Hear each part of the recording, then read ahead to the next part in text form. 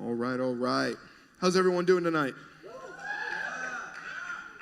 That was different than all the other times. That's like honestly, this sounds bad, but I kind of want to ask the question, why is everyone doing so good tonight? I'll be like, hey, how's everyone doing? Right on.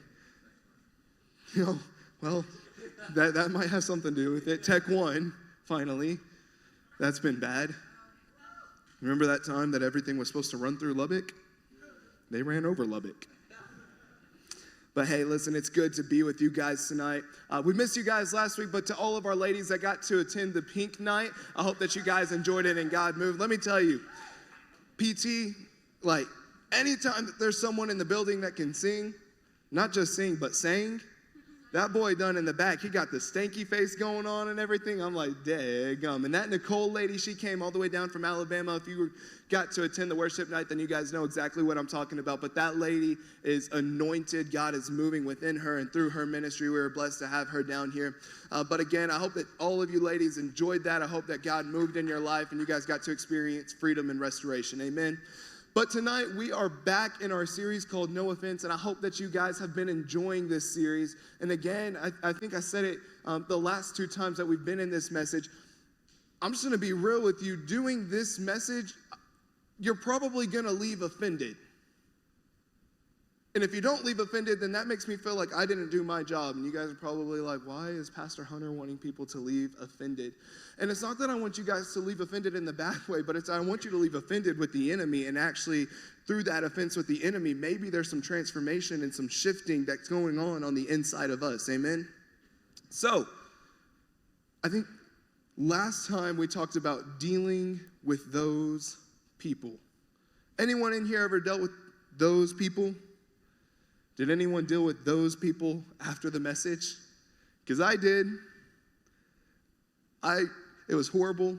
I had this person come up to me a couple days after I preached and said, Pastor Hunter, I'm offended with you. I'm like, oh, really? Do you go to young adults? They're like, yeah. I'm like, have you enjoyed the series No Offense? They're like, absolutely not. I'm like, I can tell. No, I'm kidding. No, we got to go through that. But what I want to say is don't be shocked whenever the enemy starts doing things in your life and he starts showing up in your life revolving around the things that we're speaking about here at church, because the enemy's going to start to highlight that to you. But at the same time, it's my hope that there's some things that are highlighted to you, not necessarily to offend you, but to poke those areas in your heart and in your life that need to be touched by God. Amen? Because it's not right to come to church and then leave the same way that we walked in. That's like going to the doctor and getting no answers and having to go back. You leave a little bit defeated, right? But we're in this series that God has really been moving. He's been speaking. Oh, my iPad thinks that I'm talking to Siri. I'm not talking to you. Remember that one time that person FaceTimed me while I was up here? That was horrible. She was having a bad night, and I probably shouldn't have answered that. She was crying. I'm like, oh no, hang up. Talk to you later. Worst time to answer a FaceTime. I thought that I was being funny. It was not funny. But again, I hope that you guys have been enjoying this series. Now, I got a question for you guys, and don't worry about being humble in here, because I know that I'm going to ask this question. Everyone's going to look around and, no, Pastor Hunter, that is not me. I don't do that, and I don't feel that way. But how many people in here would say that you are smarter than the average person? Anyone in here? Okay. Wow. For those that didn't raise your hand. All right. But the truth is a lot of times we walk around and we feel like we are smarter than the average person, and then you do that really dumb thing and you're like, oh man, I'm not that smart. And you kind of look around hoping that no one sees. I was at HEB a couple days ago. I won't say names, because if I say names and this person finds out, I'm dead. I am toast. But we're in HEB and everything, and I'm just going to be straight up with you. I just wanted some cookies and some milk. You guys like those crunchy Chips Ahoy cookies? Listen, don't get the chewy ones with milk. We ended up getting the chewy ones. These ones started falling apart in the milk. That's gross. Okay, no one wants no soggy cookie with no milk. That's gross. But if you get the crunchy ones, you get just enough. You got to get the perfect ratio and all that. Anyways, that's besides the point. Go check out HEB and get your cookies and milk. Okay? But we're walking through HEB, and this person's talking to me, and it's great, and everything's going good. And the next thing you know, I look to the side, and I don't see this person, but all I hear is, And I'm like, what in the world was that? And I turn around, and this person's like done on the ground. I'm like, what are you doing? Because there's nothing to trip on. There's nothing to trip on. And she was like, well, it's really slippery. So I go over, I'm like, no, that's not slippery. Like my foot's actually like gripping the ground, making the sound and everything. She looked at me, she goes, and I'm just like, are you going to get up? And this lady walks over, and she works at HEB. And she said, she straight up, she goes, hey, are you okay? What happened? And I straight up sold her out. I said, she fell. And she goes, no, I didn't. I was just tired. I just needed to take a break for a second. I'm like, yeah, you did. You're right. So that lady said, okay, well, if this escalates, we have some Aleve right over here. I said, if this escalates, you're going to find another ride home. Then I would really have been toast. That wouldn't have been good. But again, we walk around feeling like we're so smart and we feel like we're all that, and then that really, really dumb thing happens to us and it humbles us really, really quick. Or maybe it's not you. Maybe for those of you, let me speak to you that didn't raise your hand because you want to be more humble than thou. Praise God. I'm proud of you. You guys are so humble. I'm not. I definitely feel like I'm smarter than the average Joe. Don't tell my dad because he will humble me real quick. That's the bad thing about being a PK is whenever you're a pastor's kid, your whole life is now an illustration from the pulpit. Jocelyn, am I right? Straight up. So, for those of you that didn't raise your hand, okay, maybe it's not you, but do you have those people in your life that just walk around like they know everything? And then you're like, man, I wonder about this. And it's like somehow they have just the most random fact about the thing that you're wondering about. And you're like, how do you even know that? I got so many people. There's one guy in particular that I'm thinking about. And I'm like, bro, I don't even like you or your facts. I don't know why you're still around. But then here's the thing. Like, he's the kind of guy that if you are on an island and you don't know how to get home and you're just deserted, he's the kind of guy that you want there with you because he does know all these random facts. Here's the truth is I don't want to know if these facts are actually facts or if they're false, okay? That would be really, really bad. But again, we got these people that walk around that are constantly like, no, I'm the smartest person in the world, and no matter what you say or do, we could be talking about a blue fence, and you can say, hey, that fence over there is blue, and they're like, no, it's not, it's red. No, that fence is obviously blue. I promise you it's not. It is red. And it's like no matter what you say, you're not getting anywhere with this person. They're just going to constantly argue with you about the blue fence saying that it's red. And it's like they always constantly have to be right. Does anyone know what I'm talking about? Those people in your life that always constantly have to be right. And it's like, I don't understand why everything with you has to be an argument. Can you please explain that to me? Now, today, my hope is to push you a little bit and to challenge each of you to grow today. And so today, we're going to start in Luke 18 with verse 9. And the context, just so you understand a little bit, is Jesus was surrounded by people who were always right. That it didn't matter what they did, it didn't matter what they do or what they got themselves involved in, they always thought that they were right, they were smarter, they were better, and even holier than thou. Luke 18, 9 through 12. To some who were confident of their own righteousness and looked down on everyone else, Jesus told this parable. 2 men went up to the temple to pray, one a Pharisee and the other a tax collector. Now, if you don't know what a Pharisee was a very outwardly righteous person. These were the people that did no wrong, that knew everything about the Bible, that wanted to shove the gospel down your throat, but God forbid if you had any sin in your life, because there was no point in trying to spread the gospel to you because there was no hope for you. This was a Pharisee. Now, the tax collector was an outwardly despised person because of his outward sinfulness. The Pharisee stood by himself and prayed, God, I thank you that I am not like other people, robbers, evildoers, adulterers, or even like this tax collector. I fast twice a week and give 1/10 of all I get. But the tax collector stood at a distance, and he would not even look up to heaven, but beat his breast and said, God, have mercy on me, a sinner. I tell you that this man, rather than the other, went home justified before God. For all those who exalt themselves will be humbled, and those who humble themselves will be exalted. Now, what is so interesting to me about this text was the Pharisee saw himself completely right and the tax collector completely wrong. It's like it didn't matter what you did. It's like I'm looking for the reason for you to be wrong. Like, dude, I can't believe that you're over here wearing jeans and wearing joggers. Don't you get that this is what you're supposed to wear on Thursday nights? This is actually my first time wearing joggers on Thursday nights. Listen, it's not buckle, bro, but I was in Dallas and I went shopping and I spent too much money, but I had a gift card to Lululemon. Let me tell you. You want to go get a gift card? Go and get a gift card to Lululemon, but make sure that you're not getting, paying for your own gift card, because that's kind of weird, because then you walk in acting like someone got you this and it's really not. You bought it for yourself. If you're going to do that, just go and take the cash yourself. But this person, they gave me $200 to Lululemon. I'm like, boy, let me go give me some joggers. Let me dress this up, dadgum. And I look at myself in the mirror. I'm like, ah! Listen, when you look good, you feel good. Anyone in here know what I'm talking about? No? Just me? All right. Oh, I got you right here in the middle. My girl, come on with it. But to Jesus, you see, this wasn't about being right and wrong. This was also about pride and humility. Why? Because proud people don't love well. No matter how many times they sit here and say that they do, proud people do not love well because they got a pride issue.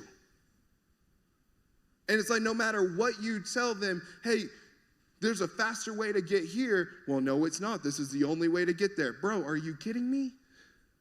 We were in Dallas, and Christian was actually just telling the story earlier, and Christian was trying to let me over. And here's the thing. There's this thing called Turnbow rage, and it kind of just runs in the family. Now, I am the slowest to anger in the family. That's submitted to God, and I'm like, yo, God, I don't want to be an angry person, but something just happens whenever I'm on the road, and again, I'm smarter than the average person, and everyone else on the road is not as good as a driver as me. Really, I'm still waiting on NASCAR to call me, but that means that I'd have to get a real country accent so I can be a NASCAR driver. Amen, bless God. But so we're on the road, we're driving. Christian's in front of me, we're heading to Dallas and everything, and it's going great. And then Christian speeds up, he gets over, and then I'm like, you know what, I'm going to get over with him because I'm following him to Dallas, and he goes fast. See, here's the thing. You don't get behind someone that's not willing to go the speed limit. My boy over here, this guy's not just going the speed limit, but he's exceeding my expectations of going the speed limit. I'm like, I knew there was a God. Thank you, Jesus. So we're on the road. Things are going great. And Christian goes. He's about to let me over. This space opens. And I start going, and then this dude who's been going 40 the entire time just decides to speed up. I'm like, oh, Lord, God, are you still there? So I'm like, you know what? It's okay. I got Pastor Lawrence and TJ with me in this car. They're going to keep me calm. I look over at Pastor Lawrence. He's got his sunglasses on. I'm like, yo, bro, we can roll the window down and everything and let that flow go. But he's asleep. And so then I'm sitting there and I'm driving and everything, and I got my music kind of turned down, like not super low, but it's not super loud or anything like that. Bryce is texting me and everything. He's like, hey, man, you good and all that? I'm like, yeah, I'm good. I got TJ with me because Lawrence is asleep. So I turn around, and right before I turn around, all I hear is, bro, I can't even hear my music. So I turned that music all the way up. Christian, he goes a little fast again. He's going to give me this space. And this time I'm like, bro, I'm going to get this dude. Like, I am done playing around.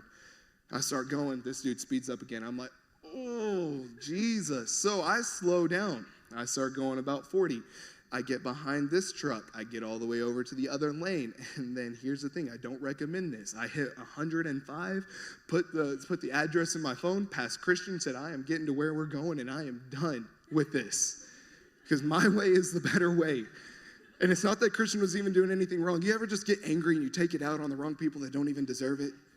Listen, I'm telling you, Christian is my lifesaver. There's been so many times where I go to Christian, I'm like, bro, I got this situation and I am done. He goes, well, let's think about this. I'm like, bro, I don't want to think about this. I just want to cut them like this.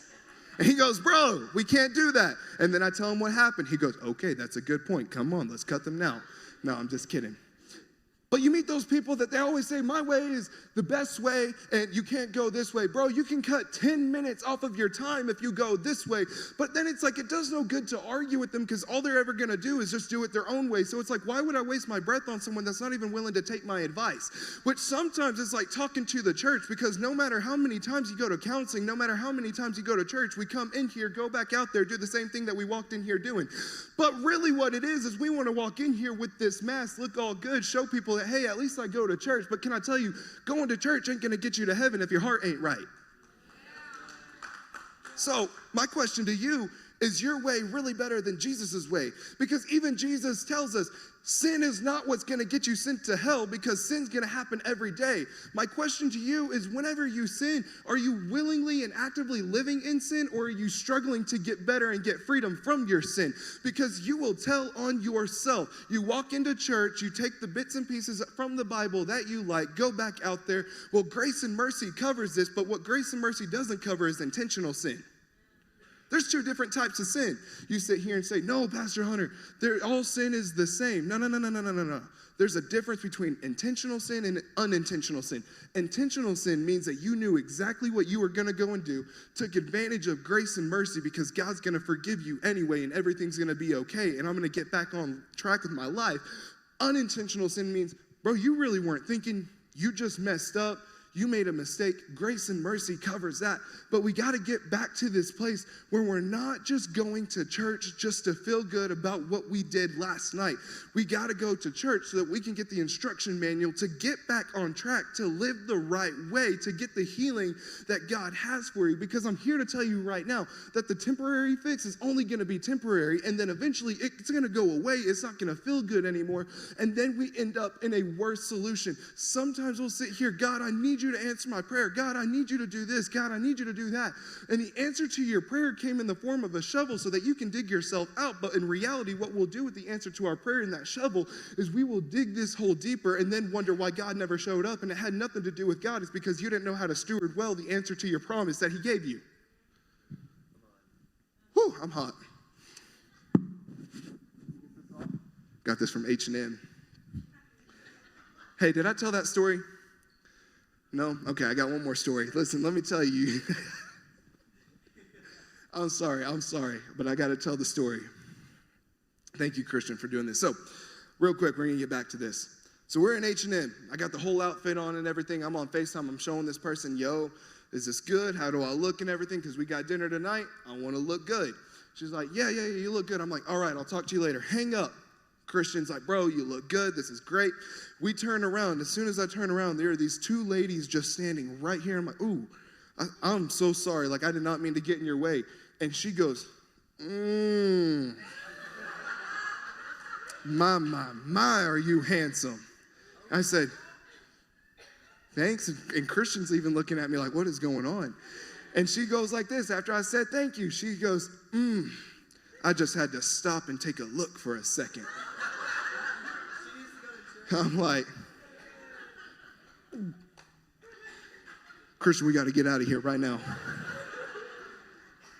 See, here's the thing. I can be all talk until it's like right there in the moment. Then I'm like, daggum, I don't even know what to do. Got my legs shaking.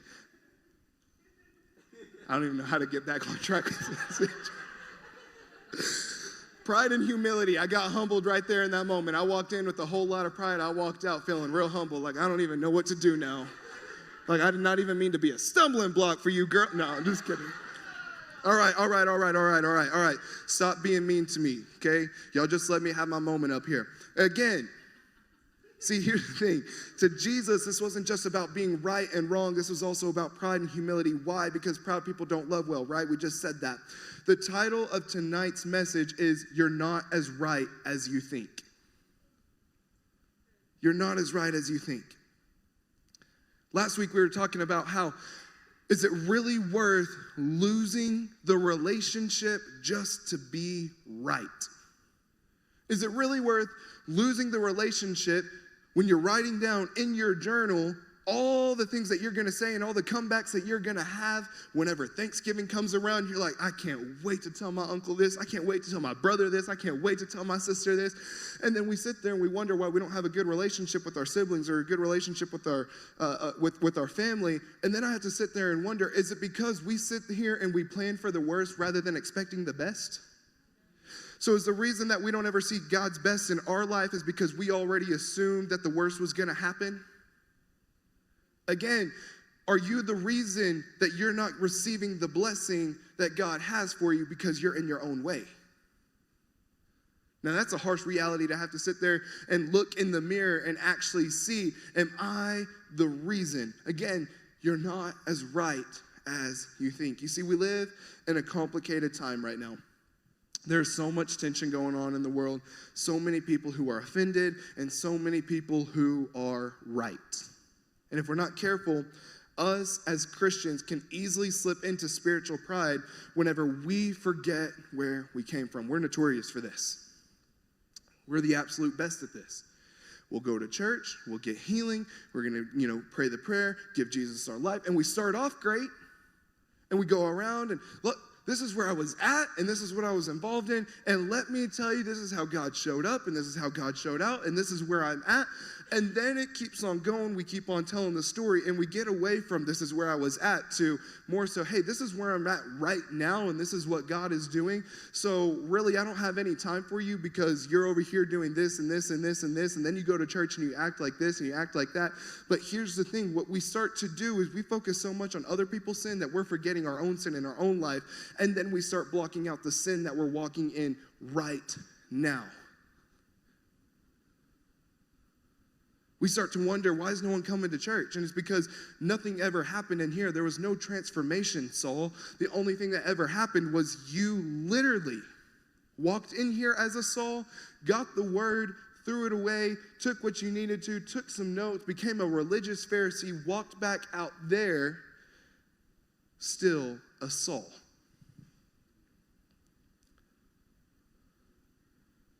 So how many times do we go to church, walk out a religious Pharisee rather than a follower of Christ? I can go to church and I can get all the information. I can say all the right things. I can do all the good things. I can sit here and tell you this. For the pastor's kids in here, literally Christian and Jocelyn, I guarantee you, any of these people in here, even Bryce who's been raised in ministry his whole entire life, we can sit here and we can quote Bible stories left and right, up and down. And the thing is if it never entered our heart, if we never had that transformation, then it doesn't mean anything other than a few pages on a word. Or a few words on a page. Amen. Speaking in tongues, that's a new tongues. I can't tell another story. I got to get back to this because I'm going to be telling stories all night long. But the thing is we've got to go to church and allow the word to pierce our heart and walk out of here transformed, not just with a little bit of knowledge. The issue nowadays is the reason we're not seeing the change in the world that we want to is because we have too many religious people and not enough followers of Christ. We have too many fans of Jesus and not enough down-to-earth, ride-or-die followers. I got presented a question last night, Pastor Hunter. I had this situation. These people came up to me. This is what they're doing. This is what they're involved in. How do I do this and how do I do that? Well, I said, before you engage in the conversation with them, my question to you is, do you know enough to defend your faith? Because if you don't know enough to defend your faith, what you can actually do is cause more damage than you can any good. Because if I don't know enough to defend my faith, what ends up happening is now I come out opinion-based and not biblically based. This is just how I feel. And based off of how I feel, this is what I want to tell you. And now we wonder why people leave here with church hurt, and it's because we didn't do our part to spend enough time with the Lord to educate ourselves the right way. But if the only reason that you want to get educated is so that you can check off this little checklist that you have. Oh, did my reading for the day. Do you actually have a true intimate relationship with the Lord? Or has your relationship with the Lord just become a checklist? Again, we can easily slip into spiritual pride whenever we forget where we came from, because it's easily assumed for us to think that part of our jobs as Christians is to always be right. And what happens when we're right is we get offended by those who are doing wrong. We get offended by what they post, how they vote, what they believe, how they behave, and then the offense that we don't deal with begins to simmer, and when we let it simmer, it begins to grow to contempt. And when we allow it to get that far, rather than hating what the person did and hating the sin, we'll start hating who the person is.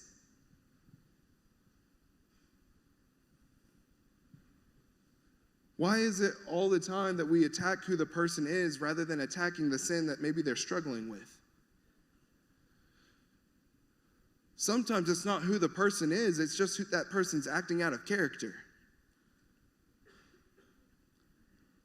But then I have to sit here and wonder, is the reason that you don't know their character, is there a pattern in your life because you also don't know the Lord's character? Because if you knew the Lord's character, the Lord's not judgmental, he's loving. But there's a difference in accepting love and just loving you where you're at. I can love you without accepting what you're doing. But nowadays, if we have a disagreement or we believe a different way, just immediately, let me tell you right now, we can't go to lunch, we can't go to dinner, we have to hate each other for the rest of our life because you don't look like me, sound like me, vote like me, you don't talk like me, you don't believe like I do. So let me tell you, we're never going to go eat. Don't come back to church. Don't do anything like this because there's no hope for you. My gosh, that was the best presentation of the gospel ever, right? No. But more and more, that's how it's starting to sound. We sit here and we talk about offended people. I can't believe this person's offended. I can't believe they're dealing with this. I can't believe they say that. And then it's like, bro, look in the mirror because I can't believe that you're offended and I can't believe that you're saying this and I can't believe that you're saying that. And listen, I've been right there with you. I've done the same thing. I can't believe that person would do this. I can't believe that person would do that. And then it's like immediately as soon as you mess up, like, ooh. And then someone calls you out on your stuff.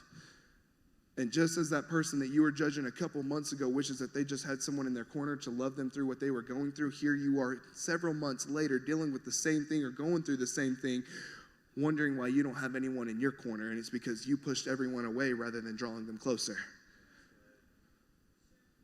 So your offense doesn't draw anyone closer. Safe to say that, right? But here's the thing, again, rather than hating what the person did, we'll begin to hate who the person is. But because we're Christians, it's okay, we're right. It's okay, we're right. We have the Bible. They weren't doing right, they were living wrong. We're okay, we're right, we can do this. It's okay because we're guardians of the truth. And here's the thing, that's okay. But if we aren't careful, we will get to a place of being offended with people who are wrong, and then we defend it with saying, well, they're going against the Bible, Pastor Hunter. They're doing this, they're living this way, they're saying that they're going to go over here and do this. But Pastor Hunter, there's no way that Jesus is going to love them. There's no way that Jesus has any mercy for them because they're going against the Bible. Bro, you're going against the Bible right now. What are you doing? You're gossiping. No, I'm not. I'm just having a prayer meeting about it. Bro, you ain't even said Jesus' name one time. I made myself laugh on that one. Each time that we encounter someone living in the wrong, you are presented with a choice. Every pastor, every follower of Jesus, every business leader, you are presented with a choice anytime that you encounter someone living in the wrong. And the choice that you have to make is whether or not you're going to shepherd that person well or you're going to judge them.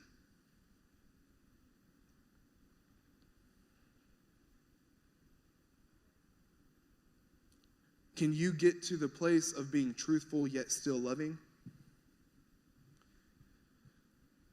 Because I had this conversation with a couple of our staff members a few days ago.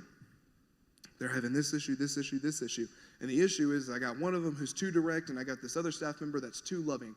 And whenever we're too direct, you may have handled the situation at hand, but now you've caused yourself other issues down the line because now this person feels attacked, they have identity issues, and they're not really sure where to go from here because they weren't handled the right way. But hey, good job. You handled the situation right now and where we're at. Other thing is cause a whole bunch of more issues. Now, if I go on the loving side is I am going to come and I'm going to confront you, but I'm not really going to say what needs to be said. I'm just going to say enough and kind of bounce around where you fill in the blanks for me so that I don't really have to say it, and maybe through that I won't upset you. Did I really accomplish anything there? So that tells me that I've got to find the balance of being direct yet still loving the same way Jesus is with me, because Jesus doesn't always tell me everything that I want to hear. He tells me everything that I need to hear. But it all comes from a place of love. But if we're not careful, us as Christians, we'll go around with this Bible And we will start telling people this and this and this and this and this and this and this and this and this and this and this and this and this. And then by the end of it, they're like, I don't even want to go to church anymore. Good God, you speak a lot. You ever met those Christians? It's like, shut up. Or the preacher that's preaching from the congregation while the preacher's preaching, and you turn around, bro, go preach your message at United. What are you doing? I got in trouble for that one time because I was sitting there. I wasn't preaching, though. I was kind of talking. I was rizzing someone up. Didn't work, though.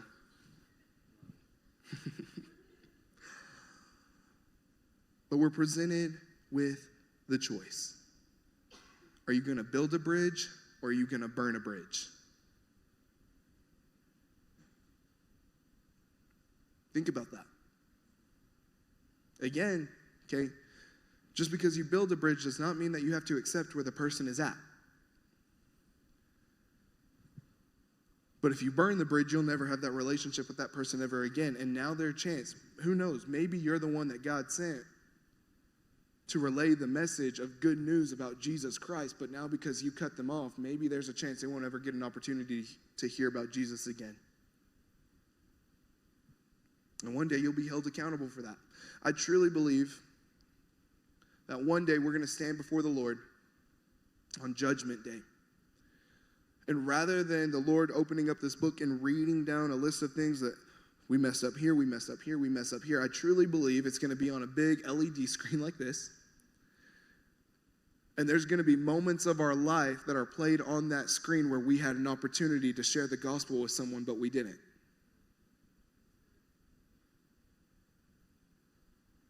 So you have to ask yourself, how many times have I led someone to hurt versus how many times have I led them to Jesus? Or how many times that I didn't do anything at all, I just stood by and watched what they were doing, hoping that maybe one day someone is going to go up to them and talk to them. Newsflash, you were the someone. You are the someone. You have a calling, you have destiny on your life. But a lot of the reason that we don't go and we don't do this is because we let shame and guilt keep us from ever experiencing the love of God. So if I don't experience the love of God, there's no way that this person can ever experience it either. Hurt people hurt people. And the hurt that we don't deal with will bleed all over someone who doesn't deserve it at all. But again, well, Pastor Hunter, I'm right.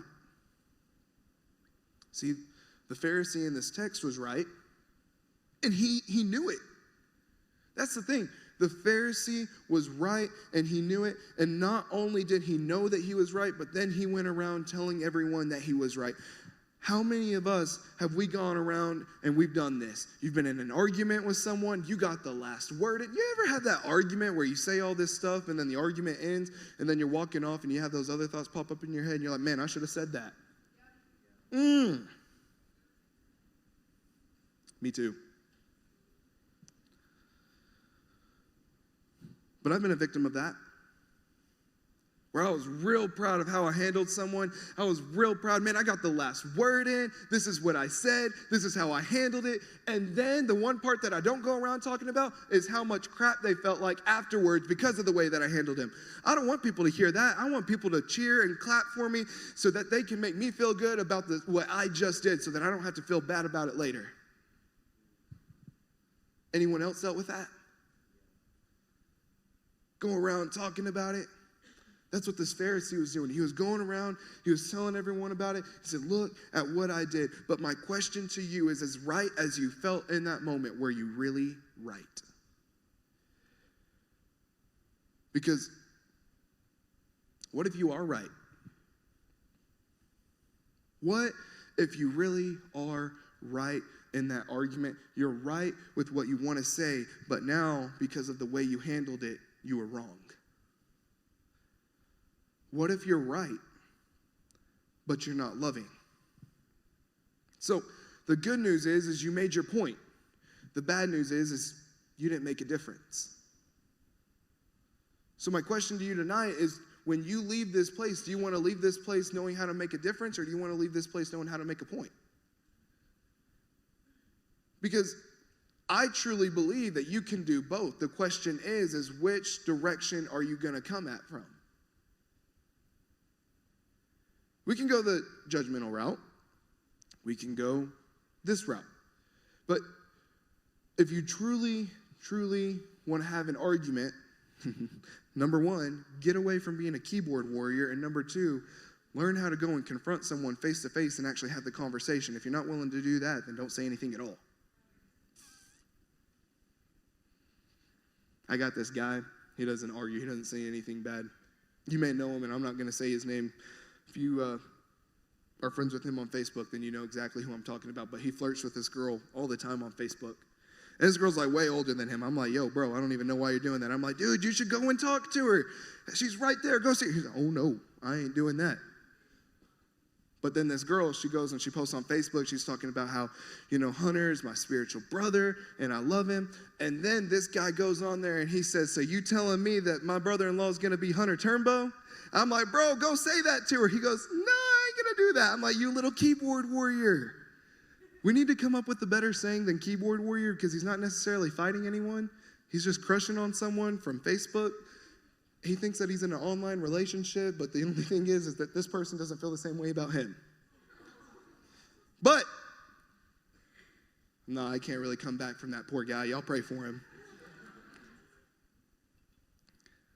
See, what you have to realize is people are not drawn to Christ because of our moral superiority. Speaking in tongues again. Our moral superiority. Boom! English. Here's what's crazy is I was really good at English, horrible at math. Ask Delilah. She sent me the answers in math class all the time. That was an angel in disguise. Zach, you married a good one. Good job. Now, English, I don't know. Y'all guys probably think that I'm lying about it right now. But here's the thing. Miss V is like legit. I'm glad that you called that out. Come on with it. But here's the thing. Just because you may be right does not mean that you are making a difference, at least making a difference for good, because you might be making a difference for bad. Now this person's wondering if they're actually really worth it. Now we're struggling with things that we shouldn't be struggling with because of the way that we handled someone. There's been times that I've handled someone the wrong way, and then I have to sit there and wonder, would I want to be handled that way? And it's like, oh, I have been handled that way, and that's the reason that I handled him that way, because I wasn't man enough to confront the issue back then. And that may not be for anyone else. That may just be for me. But the truth is we've got to get to a place where we are willing to go and confront the issues of the past. You see, none of us in this room are perfect or sinless. The only person who is Jesus. And what's crazy is though Jesus was perfect in every way, again, for those people that want to be right all the time, you're right all the time, you feel like you're doing really, really good, Jesus was perfect in every way, and yet he was still able to draw imperfect people to him. So my question to you is, are you representing Jesus well enough that people like that, people that are hurting, are attracted to not for who you are, but what's on the inside of you? They should be attracted to not what you're doing for the kingdom, but what Jesus is doing through you to build his kingdom. A lot of times people go around putting the resume out. Man, look at what I did. I did this. Okay, bro, I heard what you did, but when was the last time Jesus did something through you? That's a real question. See, Jesus went to parties where sinners had flocked to him. He had a prostitute who poured perfume on him, and he even met an adulterous woman at the well whom he gave living water to. Well, Hunter, why is it that sinful people wanted to be around Jesus? Why is it that they actually wanted to be in a relationship with him? Because I guarantee you they didn't feel good. They didn't feel like they could be around him. I guarantee they were struggling with shame and guilt, and it's because he didn't make them feel wrong. He made them feel love. When was the last time that someone felt loved around you? Again, we have people come in the church doors every single week, and we have an opportunity to either make them feel loved whenever they leave or make them feel wrong. The way that you're going to lead someone to the Lord isn't by shoving the gospel down someone's throat. It may just simply be by telling someone, hey, I'm glad that you're here today. and then letting Jesus do the rest. Because eventually you're going to have to get out of his way and allow his name to get glory, not yours. John 13:1, Jesus knew that the hour had come for him to leave this world and go to the Father, having loved his own who were in the world. And this is my favorite part right here. It says that he loved them to the end. Isn't that good news for us? That you can leave church today. You may say, Pastor Hunter, you were completely wrong on everything that you said. I'm done with the church. I'm never coming back. This is horrible. And can I tell you that you may turn your back on God, but this verse right here tells you that he's still going to love you to the very end. That's good news. Because that tells me even if I walk away, because I'm going to mess up too. I'm not always going to get it right. But I got a John 13 that tells me he's going to love me to the end. And it doesn't say that he's going to love it. It says, having loved his own who were in the world. What does it mean to be in the world or of the world? To be sinful, right? He's saying he's going to love you exactly where you're at to the very end. Here's the thing. Here's where I'm going to challenge you, because a lot of people use this. They say, God loves me just the way that I am. And he does. But he loves you so much that he doesn't want you to stay the way that you are. And growing people change. Like it or not, growing people change. How did Jesus love them to the end? They are sitting around this table, and they're having a very intimate supper. This is the Last Supper. And Jesus gets up, and he shocks everyone there whenever he gets up, and he goes and he puts a slave's apron on. The King of Kings, the Lord of Lords, God in the flesh came down, and he put a slave's apron on, and he went beside the disciples. He got down on his knees, and he washed their feet. And Jesus, as he's washing their feet, looks up and says, one of you will betray me. And Judas then realized it was him, and he took off to go and do so. Then Jesus says this, John 13:33-35. My children, I will be with you only a little longer. You will look for me, and just as I told the Jews, so I tell you now, where I'm going, you cannot come. A new command I give you. Love one another as I have loved you, so you must love one another. By this, everyone will know that you are my disciples if you love one another. So how will others know that we love Jesus? Know that we follow him? Know that we're a disciple of Jesus? It's not by how many times you post on Instagram that you were at church. It's not how many times you go around telling people what you did from the stage and what you did at the church and what you did here. And it's not by how many times you go and tell someone how many people that you prayed over that night. It doesn't say that.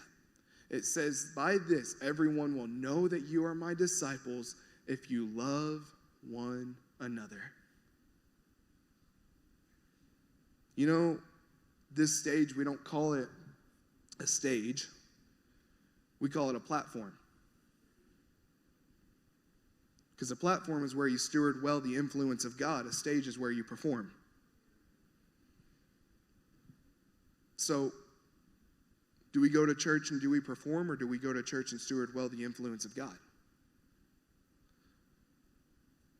Jesus was the most right and the least judgmental person who ever lived.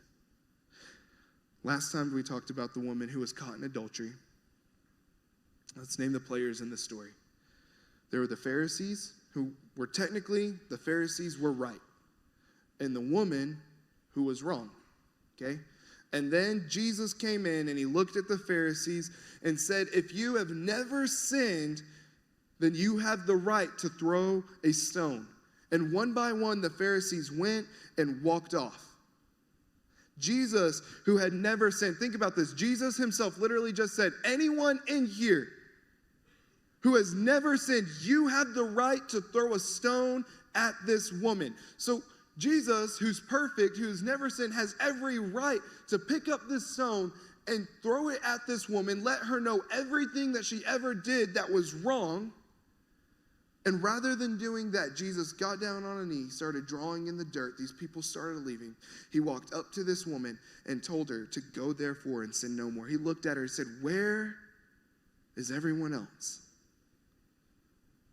Where are those that are going to condemn you for your sin? Where are all of these people? And no one was left but Jesus. What do you think that this woman felt after witnessing what Jesus did?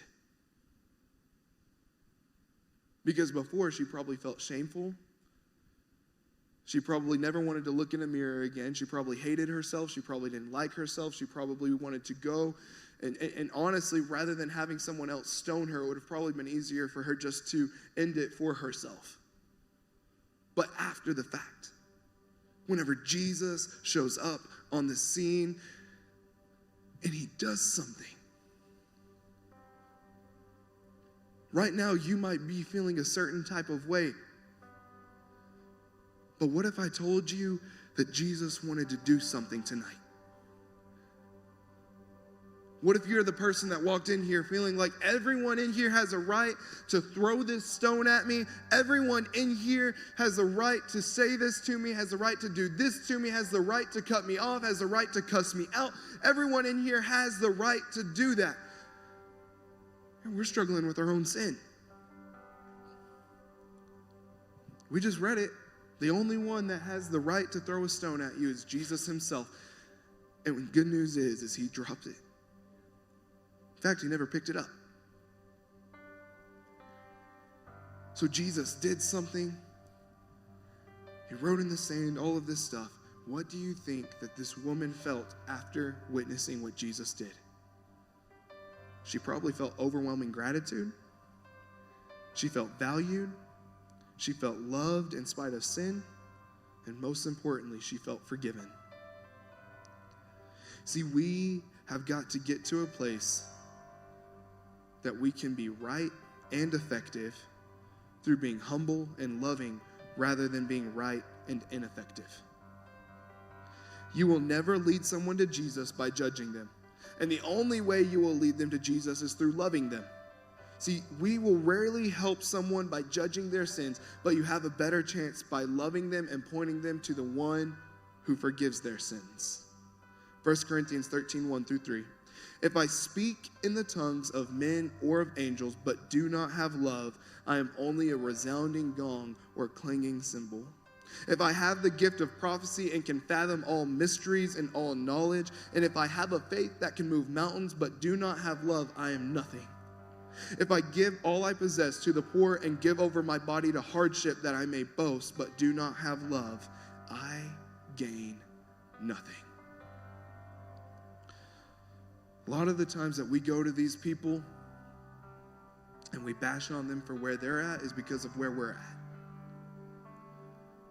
Truth be told, your temporary fix may have been in that moment going off on that person, but I promise you afterwards you probably went home feeling the same way that you felt before. So Hunter, what does that tell me? If I have love, then I have, or if I don't have love, then I have nothing. I'm not telling you got to go be best friends with everyone. That's hard. We just talked about dealing with those people. How are you going to talk about dealing with those people and then God's going to tell you, go be friends with absolutely everyone and take them all to lunch and take them to dinner and do life with them? Thank God he doesn't say that. All he says is you just got to love them. Doesn't mean you got to be in a relationship with them. And I would much rather be known. Let's say that my life ended tomorrow. Please pray that it doesn't. I'm going on a really cool trip. I want to make sure that I'm here for his wedding. So please promise you're going to pray for your pastor that I don't die tomorrow. But one day I'm going to die. One day I won't be here anymore. And I would much rather be known than for loving way too much than not loving enough. They're going to put all of this really cool stuff on this tombstone. You're going to have your name, and if you want, they're going to put your picture on there. And let me tell you, you can even go and pick this out for yourself before you even die. Woo! That is horrible. Why would you do that? I'm not even going to be able to sit there and look at it myself. But they're going to put on there, Hunter Todd Turnbow, born August 18th, 2000. Died the date whenever I die. You know what the most important part on that tombstone is? It's not the day that I was born, and it's not the day that I died, but it's that little dash in the middle. What did you do with your dash? When you look at it, that dash is really, really small. Life is but a vapor. Life is this short. For instance, you take this half of the stage over here. Okay, you take this angle. Let's say this is life. The rest of this stage, all the way to the other wall, that is eternity. How do you want to be remembered? My papa, he passed away in 2017. That man literally sacrificed so much. TWC was started in my grandparents' house with 7 people. Whenever TWC launched the first building in 2002, my papa, my nana, they put their house up for collateral just so my mom and dad can even get the building built. He invested. This office building right here, this used to be South Plains Electric. That parking lot that's on the other side of it was owned by South Plains Electric. That was a dirt lot. My grandpa, he worked for South Plains Electric his whole entire life. That man never stopped working. Like, even whenever he retired, he would go find a tractor and go find stuff to do. I don't even know what all you can do with the tractor. Obviously not. I'm in joggers and Air Force Ones. But that man kept on working. 2017, he passed away. 2019, we bought West Campus. We realized that we have a parking issue here that we're not going to be able, because the only parking that we had was this lot right here and this lot out front. That's not a whole lot of parking, is it? So we needed some room. So my dad, he goes over here and he starts talking to these people. And long story short, he said, hey, I want to buy your land. He says, I don't know if I can do that. He said, we've had several gas stations come in here. They want to buy this land and everything. They wanted to buy that corner lot. And these people were going in there, throwing millions down, saying, we want this lot, we want this lot. And each time they would say, no. And my dad said, okay, no worries, we'll figure something else out. And he said, what's your name? He said, my name's Todd Turnbow. He says, is your daddy Galen Turnbow? And my dad said, yes. He said, I'll tell you right now. He said, let's get the paperwork written up and I'll give you this land right now. A man that was dead, I think we did that, Christian, 2021? A man that was dead for 4 years, and we are still conducting business on his name and on his legacy, where we didn't have to pay millions of dollars to get this office building and to get that land. If you think about it this way, to you it might be a piece of land. To me, that's more people that can come to hear the good news of Jesus. So we are still, to this day, in his legacy, people are getting to come to hear the good news of Jesus. Here's the other crazy thing, and then I'm done. I'm going to pray. We're done. We just sent a missions team out to Nepal. And we were doing these water wells, and we're doing these churches that are getting built down there. And Pastor Ruben, he lives down there. He's an absolutely amazing guy. He picks these names randomly of where to dedicate the church to and where to dedicate these water wells and who to dedicate them to. And the very first church in Nepal, very first church. Again, we had no say in this.